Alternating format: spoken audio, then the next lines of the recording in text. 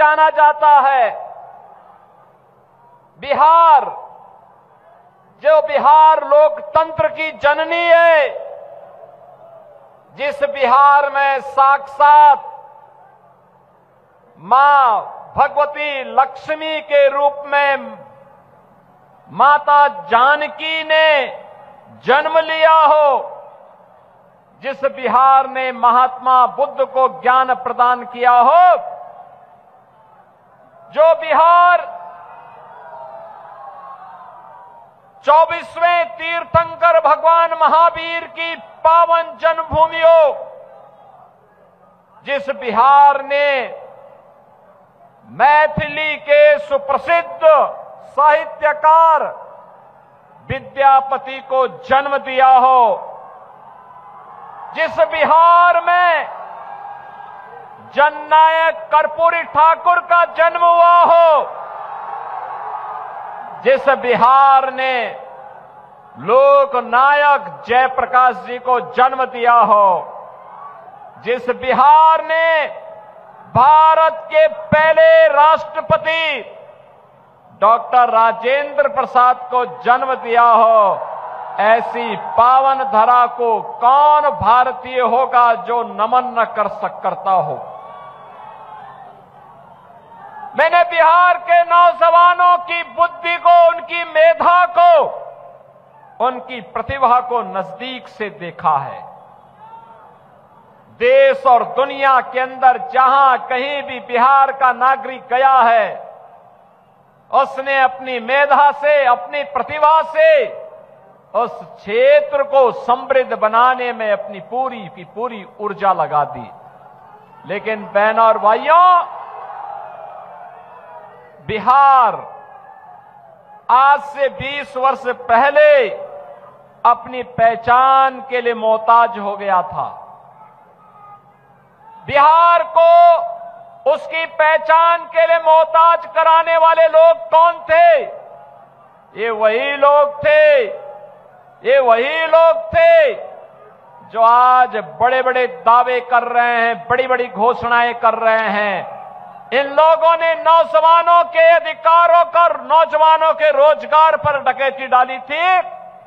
इन लोगों ने गरीबों के हकों को छीनने का प्रयास किया था, बिहार को जंगल राज में बदल डाला था और बिहार के अंदर विकास को पूरी तरह बाधित करने का काम किया था। बहनों और भाइयों, यही महागठबंधन आज जो आरजेडी कांग्रेस के रूप में आपके बीच में आया है, ये वही है जिसने बिहार को जंगल राज में बदला था।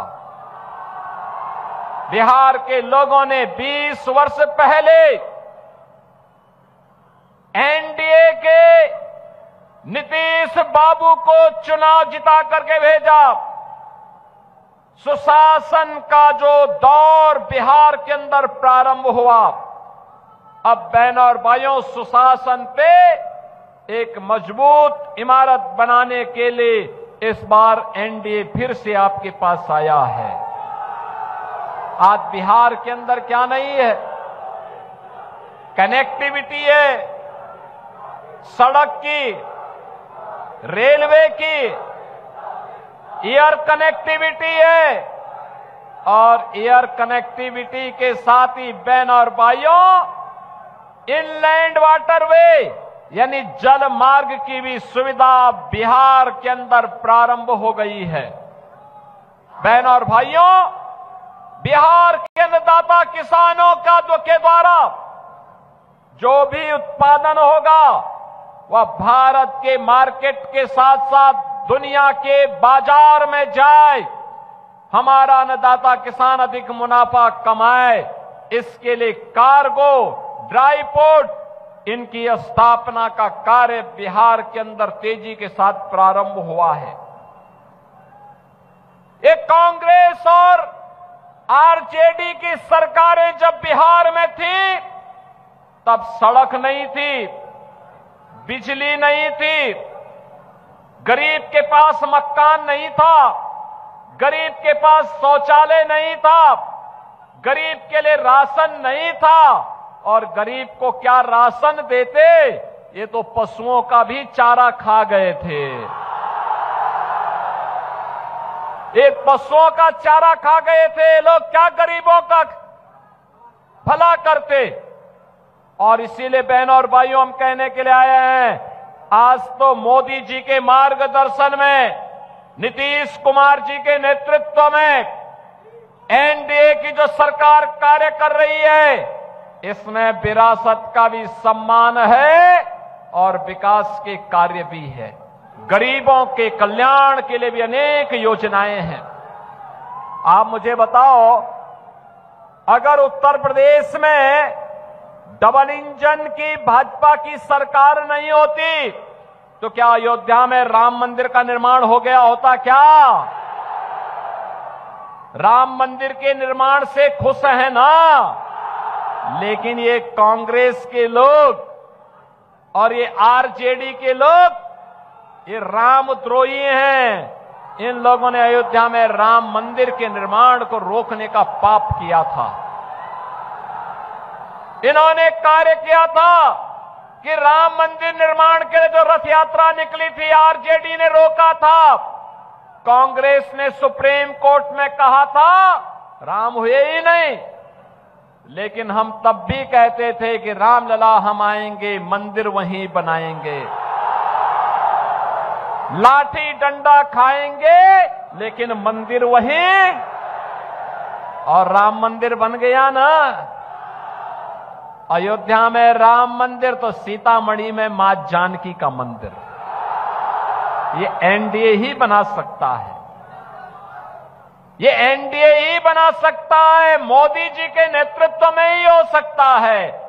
जो लोग कह रहे हैं, आज उत्तर प्रदेश से जुड़े हुए जिन लोगों को उत्तर प्रदेश की जनता ने बार बार खारिज किया है, वे लोग आज बिहार में आके कहते हैं कि नाम बदला जा रहा है। अरे हम नाम ही नहीं बदल रहे हैं, हमने तो उत्तर प्रदेश के कार्य के माध्यम से उत्तर प्रदेश का नाम दुनिया के अंदर फिर से स्थापित कर दिया है।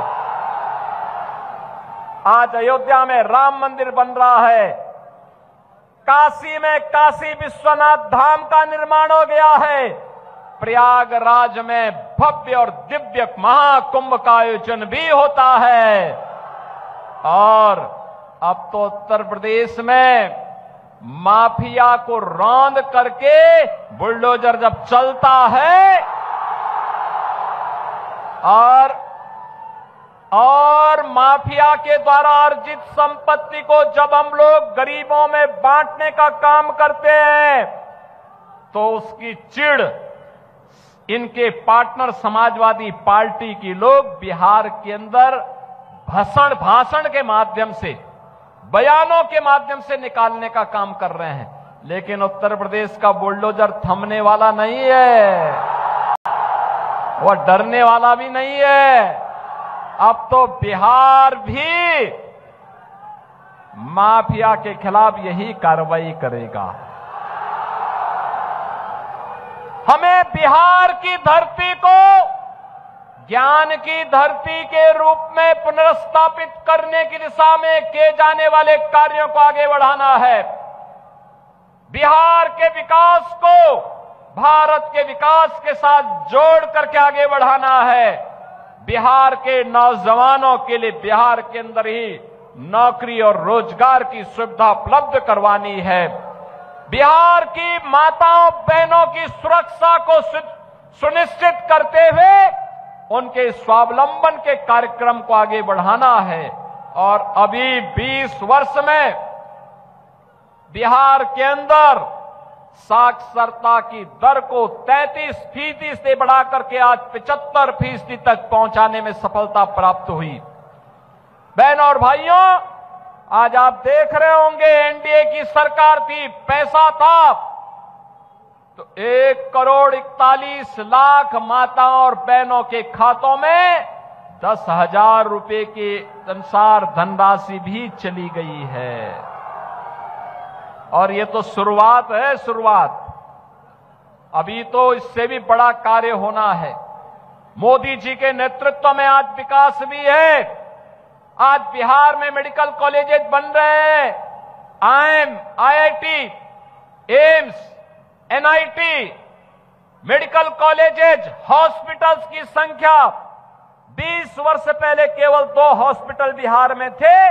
आज 41 से ज्यादा मेडिकल कॉलेज और हॉस्पिटल बिहार के अंदर कार्य कर रहे हैं।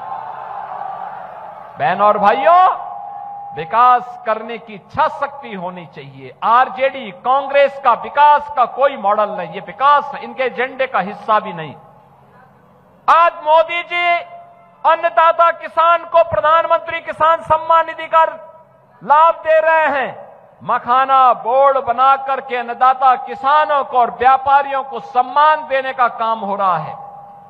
मैथिली को वैश्विक पहचान दी जा रही है और मैथिली भोजपुरी संस्कृति को छठ के माध्यम से वैश्विक पहचान दिलाने वाली शारदा सिन्हा जी को पद्म पुरस्कार से सम्मानित भी मोदी जी की सरकार ने किया है।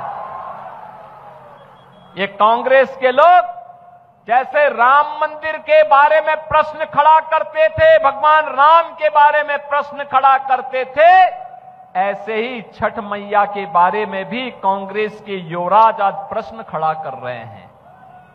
बहनों और भाइयों, ये कांग्रेस और इंडी गठबंधन के लोग ये किसी के नहीं हुए, ये किसी के नहीं हुए। ये धोखा देते हैं, अराजकता पैदा करते हैं, गुंडों और बदमाशों को, अपराधियों को प्रश्रय देते हैं।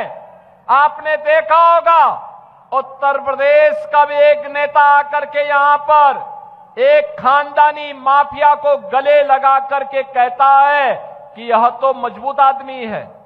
हमने कहा भगवान ने तुम्हें यही श्राप दिया है कि जिंदगी भर इन माफियाओं के कब्र पर फतिया पड़ते रहोगे, जनता ऐसे ही ठुकराती रहेगी।